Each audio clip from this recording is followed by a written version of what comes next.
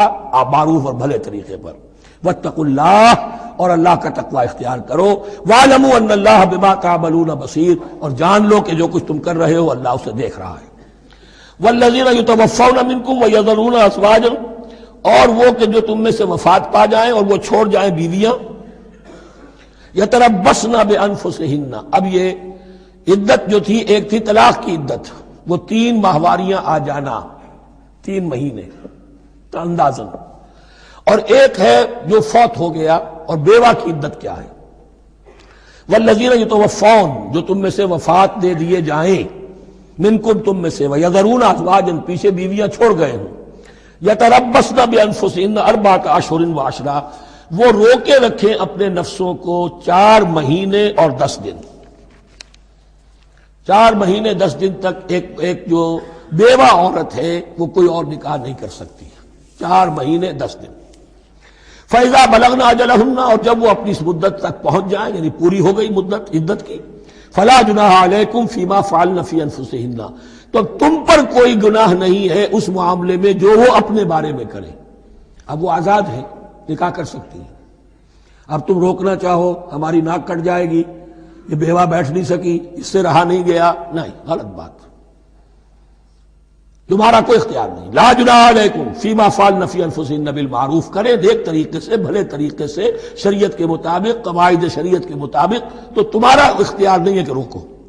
واللہ بما تعملون خبیر، اور جو کچھ تم کر رہے ہو اللہ اس سے باخبر ہے۔ ولا جناح علیکم فیما عرضتم بہ من خدمۃ النساء واکننتم فی انفسکم، اب یہ انہی بیواؤں کا ذکر ہو رہا ہے، تم پر کوئی حرج نہیں ہے کہ جو تم اشارے میں کوئی بات اور پیغام دینا چاہو کسی بیوہ کو، اشارے کنائے میں، لیکن یہ کہ اس میں عدت کے دوران نکاح تو نہیں ہو سکتا، اشارے کنائے میں یہ کچھ بات کہی جا سکتی ہے کہ مجھے دلچسپی ہے، شاید میں کوئی بھی طریقہ اختیار کیا جائے۔ او اکننتم فی انفسکم، یا اپنے دلوں میں چھپائے رکھو، تو اللہ کو کوئی اعتراض نہیں۔ اس میں یہ کہ ظاہر بات ہے کہ ایک آدمی علم اللہ انکم ستذکرونہن، اللہ کے علم میں ہے تمہیں ان کا خیال تو آئے گا ہی، آخر یہ عورت تھی، بیوہ ہو گئی ہے، اب میں اس سے شادی کر سکتا ہوں، آپ کو رغبت ہے اس کی طرف نکاح کی، تو اب کوئی آدمی سوچے میرے دل میں خیال آ رہا ہے بیوہ کے بارے میں، میں تو گناہ گار ہو گیا، میرا دل گناہ گار ہو گیا، نہیں، یہ قانون فطرت ہے۔ علم اللہ انکم ستذکرونہن، اللہ کے علم میں ہے ان کا خیال تو تمہیں آئے گا ہی۔ ولیکن لا تواعدوہن سرا، لیکن ایسا نہ کرو کہ ان سے معاہدہ کر لو خفیہ خفیہ، طے ہو جائے، بات پکی ہو جائے، سرا الا ان تقولوا قولا معروفا، سوائے اس کے کہ کوئی معروف بات کہہ دی جائے جس سے انہیں اشارہ مل جائے، بس۔ ولا تعزموا عقدۃ النکاح حتی یبلغ الکتاب اجلہ، اور مت باندھو گراہ نکاح کی جب تک کہ قانون شریعت اپنی مدت پوری نہ کر لے، یعنی عدت جب تک پوری نہ ہو جائے۔ اب یہاں دیکھیے حتی یبلغ الکتاب، کتاب سے مراد شریعت، قانون شریعت، کتاب سے مراد یہاں کیا ہے کہ جو بھی قانون آ چکا ہے کتاب کے اندر، 4 مہینے 10 دن کے بعد نکاح اس سے پہلے نہیں ہوگا۔ وَاعْلَمُوا أَنَّ اللَّهَ يَعْلَمُ مَا فِي أَنفُسِكُمْ فَاحْذَرُوهُ، اور جان لو کہ اللہ خوب جانتا ہے جو تمہارے دلوں میں ہے، پس اس سے ڈرو، اس کی پکڑ سے بچو۔ وَاعْلَمُوا أَنَّ اللَّهَ غَفُورٌ حَلِيمٌ، اور یہ بھی جان لو اللہ غفور بھی ہے، بخشنے والا بھی ہے، وہ خطا ہو گئی ہے استغفار کرو، توبہ کرو، اللہ معاف فرمائے گا۔ اور حلیم ہے، وہ فوراً نہیں پکڑتا بلکہ ڈھیل دیتا ہے، مہلت دیتا ہے، اگر چاہو تو تم توبہ کر لو۔ لا جناح علیکم ان طلقتم النساء ما لم تمسوهن او تفرضوا لهن فریضہ، تم پر کوئی گناہ نہیں ہے کہ تم ایسی بیویوں کو طلاق دے دو کہ جن کو نہ تو تم نے اب تک چھوا ہو اور نہ ان کے لیے مہر مقرر کیا ہو۔ یہ ہو جاتا تھا نکاح جو ہے بچپن میں بھی کر دیے جاتے تھے، لیکن ابھی کوئی نوبت نہیں آئی ہے، نکاح تو ہو گیا لیکن نہ کوئی مہر مقرر ہوا ہے، نہ کوئی ان کی ملاقات ہوئی ہے، تو اگر ایسا کرو گے تو تم طلاق دے سکتے ہو۔ وَمَتِّعُوهُنَّ، لیکن شرافت کا تقاضا یہ ہے کہ جو لڑکی تم سے منسوب رہی ہے، اب اگر وہ رشتہ توڑ رہے ہو تو اسے کچھ دے دلا کر، اسے کچھ نہ کچھ متاع، کچھ سامان دنیاوی دے کر۔ مَتِّعُوهُنَّ عَلَى الْمُوسِعِ قَدَرُهُ وَعَلَى الْمُقْتِرِ قَدَرُهُ، جو وسعت والا ہے، جس کو کشائش حاصل ہے، غنی ہے، وہ اپنی حیثیت کے مطابق، اور جو تنگ دست ہے وہ اپنی حیثیت کے مطابق۔ متاعا بالمعروف، اور یہ ساز و سامان دینا جو ہے یہ بھی بھلے انداز میں ہو، ایسا نہ ہو جو خیرات دی جا رہی ہو۔ حقا علی المحسنین، یہ حق ہے محسنین پر، یہ سمجھے کہ ہم پر اللہ تعالیٰ کی طرف سے عائد کردہ یہ ذمہ داری ہے۔ وَإِن طَلَّقْتُمُوهُنَّ مِن قَبْلِ أَن تَمَسُّوهُنَّ وَقَدْ فَرَضْتُمْ لَهُنَّ فَرِيضَةً، اور اگر دوسری شکل یہ ہے کہ تم نے طلاق دی ایسی بیوی کو کہ جس کو تم نے چھوا تو نہیں ہے لیکن مہر مقرر ہو چکا تھا، فَنِصْفُ مَا فَرَضْتُمْ، تو اب آدھا مہر جو ہے جو تم نے فرض کیا تھا، جو طے کیا تھا، اس کا آدھا تو تمہیں دینا ہی دینا ہے۔ الا یعفون، الا یہ کہ وہ معاف کر دیں، ہمیں آدھا بھی نہیں چاہیے، یا چلیے ہمیں چوتھائی دے دیجئے،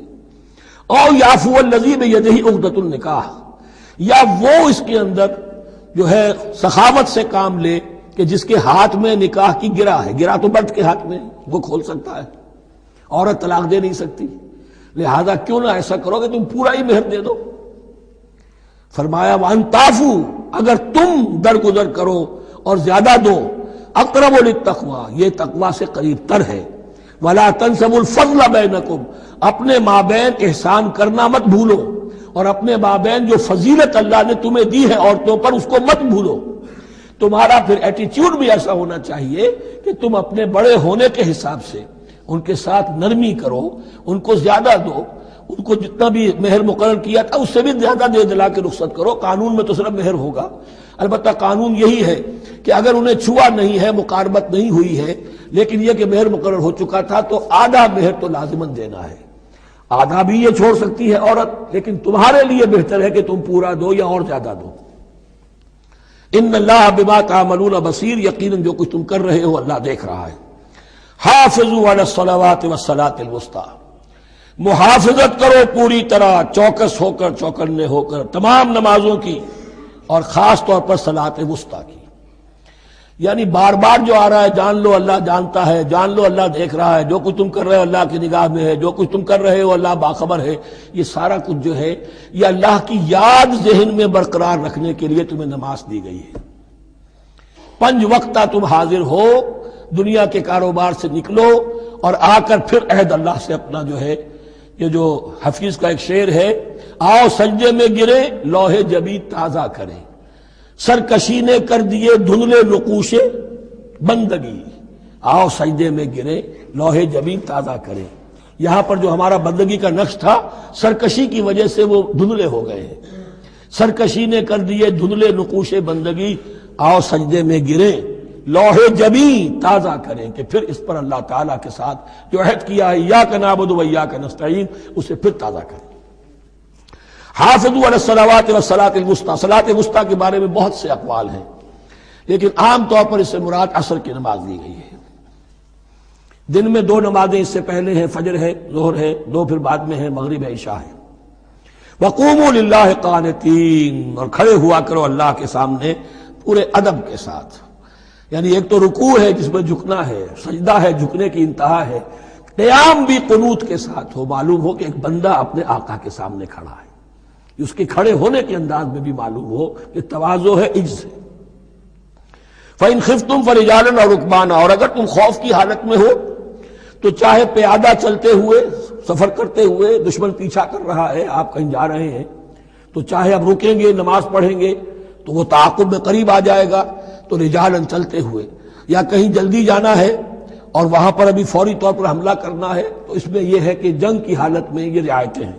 چلتے ہوئے اور رکبانہ یا سوار ہونے کی حالت میں بھی نماز پڑھی جا سکتی ہے۔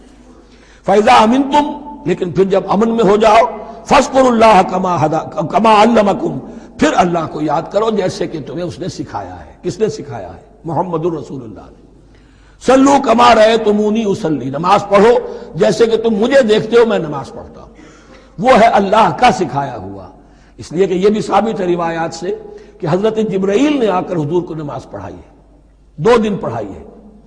ایک دن 5 نمازیں اول وقت میں پڑھائیں،